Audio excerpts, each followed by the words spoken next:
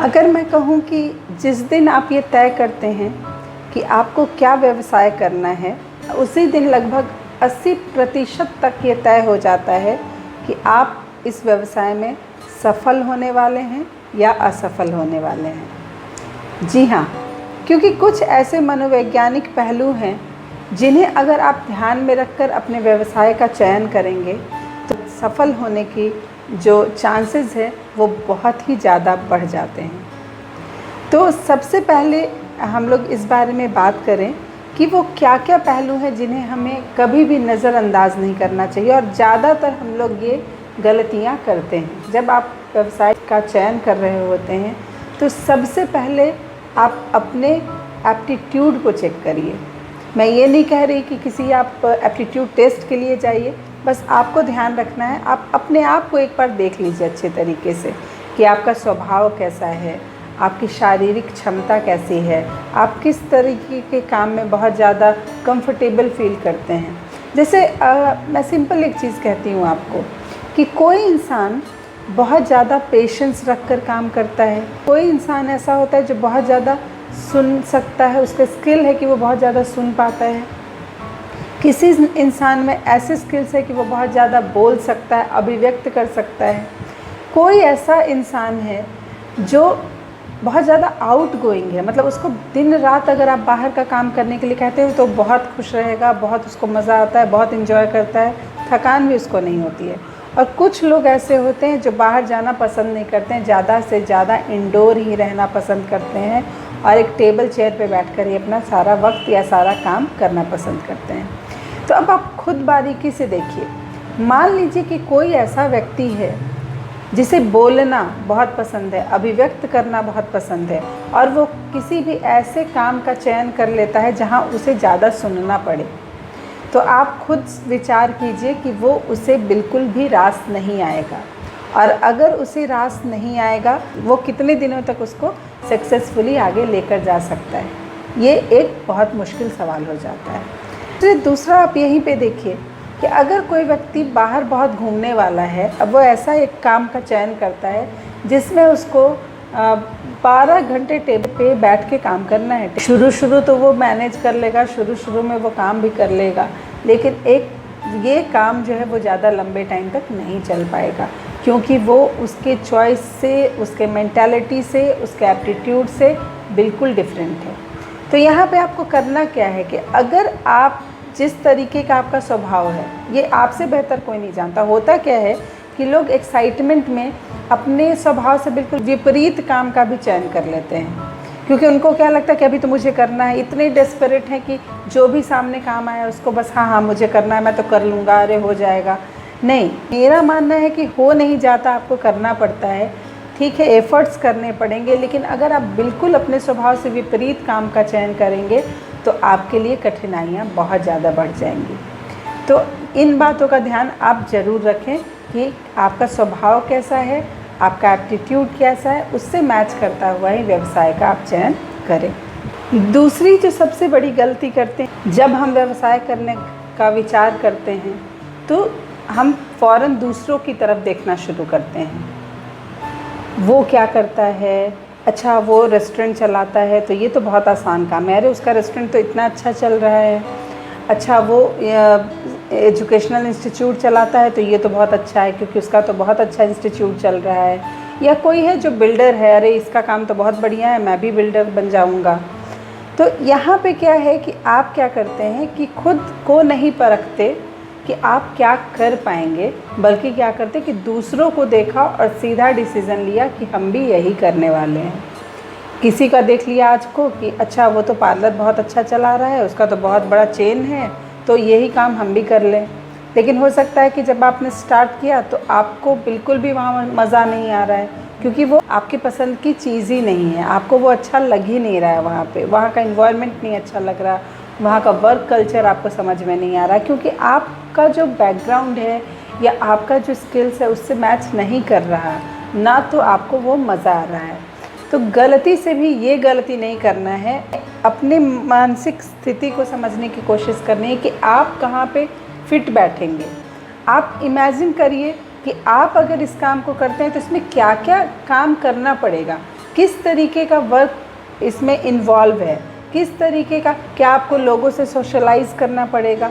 हो सकता है आप बहुत ज़्यादा इंट्रोवर्ट हैं, लेकिन आपने ऐसे काम का चुनाव कर लिया जहाँ पे दिन भर आपको पब्लिक डीलिंग का काम करना है, तो ये आपके लिए बहुत बड़ी परेशानी का सबब बन सकता है। जो आप बिल्कुल भी पसंद नहीं करते, लोगों से ज़्यादा मिलना, ज़्यादा बातें करना, तो आप फिर वहाँ पे बिल्कुल मिसफिट हो जाएंगे और आपको बहुत ज़्यादा परेशानी होगी और आप सक्सेसफुल नहीं हो पाएंगे। अंत में हार के आपको वो काम बंद करना पड़ेगा या चेंज करना पड़ेगा। उसके बाद आता है जो एक बहुत ही इम्पॉर्टेंट चीज़ है, जिसको आप बिल्कुल ध्यान में रखें जब भी व्यवसाय का चयन करें, ये आपकी सफलता में बहुत ही अहम रोल निभाएगा। मान लीजिए कि किसी भी इंसान का ये है, उसका एप्टीट्यूड भी है, उसका इंटरेस्ट भी है, वो किसी एजुकेशनल बैकग्राउंड से आता है, तो उसने सोचा कि आजकल तो लोग बड़े बड़े कोचिंग सेंटर्स चलाकर लाखों रुपए कमा रहे हैं, करोड़ों रुपए कमा रहे हैं, तो क्यों ना मैं भी कमाऊं। सही है, यहाँ पे डिसीज़न बिल्कुल सही है, कोई दिक्कत नहीं है, क्योंकि आपका एप्टीट्यूड भी है, आप उसी फील्ड से आते हैं, तो आप इस काम को कर सकते हैं। लेकिन अब यहाँ पे गलती क्या होती है कि आपने जिसको देखा उसको आप तब देख रहे हैं जब वो सक्सेसफुल हो चुका है, आपने उसकी जर्नी को नहीं देखा है। लेकिन आप गलती क्या करते हैं कि आप देख रहे हैं उसको एक सक्सेसफुल बिजनेसमैन की तरीके से, तो आप जब अपने आप को इमेजिन करते हैं या जब आप अपने लिए जब प्लानिंग करते हैं, तो आप सीधा उसके सक्सेसफुल पार्ट को फोकस में रख के करते हैं। मैं ये नहीं कह रही कि आप सक्सेसफुल पार्ट को इग्नोर कर दीजिए, क्योंकि गोल आपका भी वही है, लेकिन जर्नी बहुत इम्पॉर्टेंट होती है। जर्नी अगर आपकी सही नहीं होगी तो आप कभी भी गोल तक, लक्ष्य तक नहीं पहुंच पाएंगे।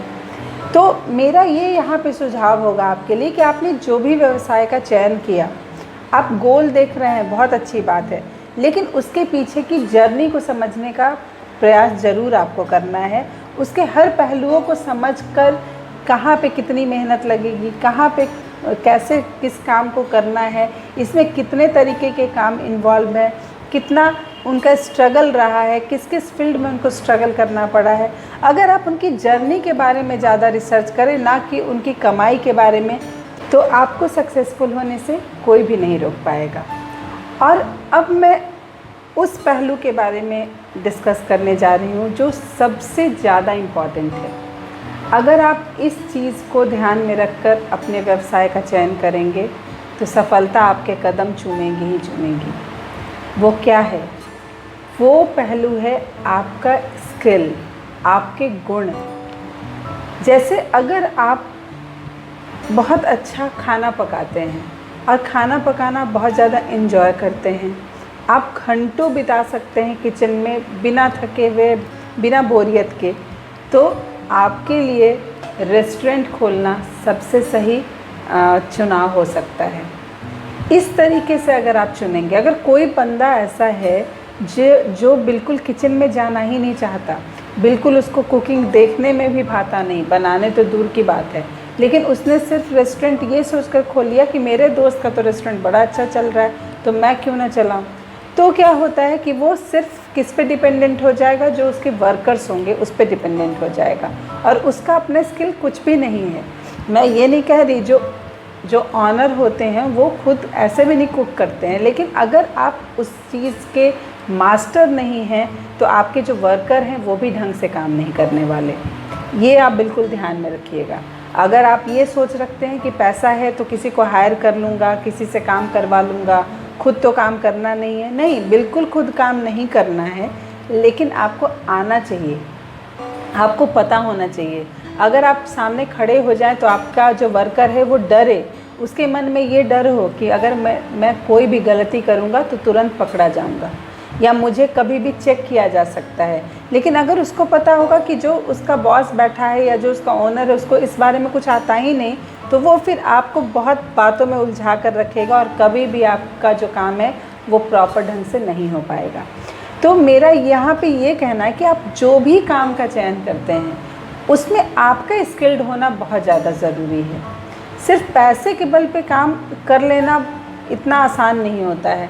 जब आप स्किल्ड हैं उस क्षेत्र में, जैसे आप सिंपल चीज़ देखिए, व्यवसाय हर तरीके के सक्सेसफुल होते हैं, कोई भी ऐसा व्यवसाय नहीं है जो सक्सेसफुल नहीं होता है। आप ये नहीं कह सकते कि पार्लर नहीं चलेगा, आप ये नहीं कह सकते कि रेस्टोरेंट नहीं चलेगा, आप ये नहीं कह सकते कि स्कूल नहीं चलेगा, आप ये नहीं कह सकते कि कोई और भी काम है जो नहीं चलेगा। सारे काम चलते हैं।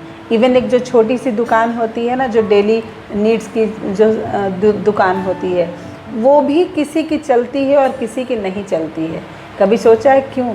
जबकि उसमें ऐसे सामान होते हैं जिसकी ज़रूरत तो हर किसी को हर दिन पड़ती है, लेकिन उसकी दुकान इसलिए नहीं चलती है क्योंकि जिसकी दुकान है वो ना तो उसका एप्टीट्यूड उससे मैच कर रहा है, ना तो उसका इंटरेस्ट मैच कर रहा है, ना उसकी शारीरिक क्षमता उससे मैच कर रही है, जिसकी वजह से वो उस बिज़नेस में फेल हो जाता है।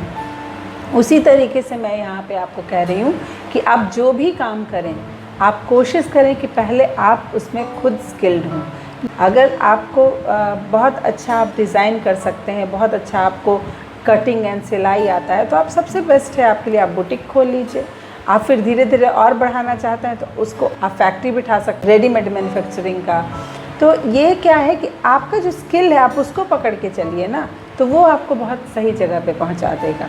लेकिन दूसरों की देखा देखी नहीं, अपनी स्किल को पकड़ कर चलना। आप इस तरीके से अगर आप अपने स्किल को नज़रअंदाज ना करें, अपने स्किल को अपने व्यवसाय का आधार बनाएं, आपको वो सक्सेस तक पहुंचा ही देगा। ये मेरा अपना ऐसा अनुभव है। एक जो और बहुत इम्पॉर्टेंट पहलू है जिसको हम लोग करते तो हैं लेकिन आधा अधूरा करते हैं, वो क्या है? किसी भी बिज़नेस को स्टार्ट करने से पहले उसका बजटिंग। आपने देखा होगा कोई भी इंसान कहेगा कि अच्छा ये काम करना है तो उसका बजट कितना होगा। बजट तो जोड़ते हैं लेकिन बहुत सारे लोग प्रॉपर बजट नहीं करते। प्रॉपर बजट नहीं करने की वजह से क्या होता है कि वो बीच में बजट की वजह से बहुत ज़्यादा स्ट्रगल में पड़ जाते हैं। अब प्रॉपर बजट क्या होता है? एक तो आपका जो पहले इनिशियली जो कॉस्ट आपका लगेगा वो, उसके बाद जब आप कोई भी व्यवसाय को करते हैं तो डे 1 से वो आपको कमाकर नहीं देने वाला। इस बात को आप हमेशा ध्यान में रखेंगे। तो आपको एक अच्छे समय तक आपको एक रनिंग कॉस्ट भी चाहिए होगा। वो रनिंग कॉस्ट आप कहाँ से मैनेज करेंगे, कहाँ से लाने वाले हैं? इन सारे पहलुओं को ध्यान में रखकर अगर आप करेंगे तभी आपको ये चीज़ हमेशा सपोर्ट करेगी। दूसरा, बजट का एक और पहलू है कि कुछ लोग क्या करते हैं गलती, डे 1 से क्या करते हैं कि कुछ बिक्री हुआ तो बिक्री हुआ, मान लीजिए कि 100 रुपये की एक चीज़ थी, 100 रुपये में बिक गई, तो वो जो दुकानदार है वो क्या करता है, मैंने बहुत लोगों को ऐसी गलती करते देखा है। आपको लगेगा कि मैं इतनी छोटी बात बोल रही हूँ, लेकिन सच में लोग ऐसी गलती करते हैं। अगर 100 रुपये की कोई सामान उन्होंने बेच दी, मान लीजिए कि ये पेन है, ये पेन मैंने 10 रुपये में बेची, वो 10 रुपये उनके पास वो आया, तो वो क्या सोचते हैं कि ये 10 रुपये उनकी अर्निंग हो गई और वो उसको खर्च कर देते हैं। धीरे धीरे क्या होता है कि उनको समझ में भी नहीं आता और वो अपनी जो उनकी पूंजी होती है उसी को खाकर बैठ जाते हैं।